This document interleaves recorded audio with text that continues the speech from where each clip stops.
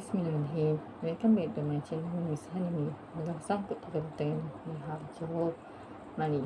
Okey, hari ni saya nak tentang outfit saya. Dah lama saya dapat konten tentang outfit, iaitu skirt dan skirt soft grey, baju black bercorak, tudung nude ataupun orang panggil biji.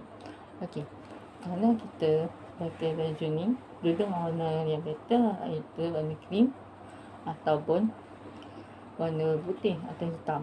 Tapi kalau orang yang lebih baik guna warna cerah dia. Okay. Yang ni pula ni baju ungu, hitam dan apple. Kalau baju ungu ni kita kena cari warna yang macam kalau saya suka burgundy, warna merah burgundy. Kalau warna hitam ni kita boleh guna warna green, maroon, dan warna hitam ni boleh lebih warna purple. Yang warna hijau ni kita boleh guna nude pekat, gold, hitam. Okey, sekejap saya nak ubah sekejap. Okey, yang ni dia ada warna grey, spice brown, lavender purple, sunset. Okey, yang ni ada corak hijau kuning. Kain boleh pakai green, hijau, emerald, olive green dan mint green, and onion green. Warna ni pun sama. Tapi kalau warna ni saya lebih suka guna dark gold atau black.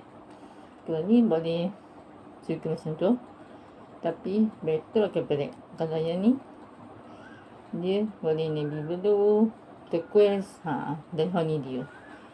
Okey, dan seterusnya untuk baju ni adalah baju kurung, tapi dia warna dalam ni warna light blue, bunga coklat. So better guna tudung light blue atau biji atau light nude.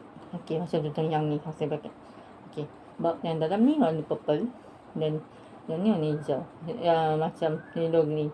Atau kalau tudung baju ni kita boleh pakai tudung warna pink, orang panggil macam strawberry. Dan yang ni yang saya sebut tadi, dia ada corak macam tu. Corak dia kat sini ni ada macam-macam corak. Boleh pilih dia warna corak itu dia. Itu sahaja untuk konten ini. Jangan lupa subscribe, like, komen, share ke yang lain. Jangan lupa subscribe Zala Begani dan Segani, komen yang muni-muni, like dan share ke yang lain.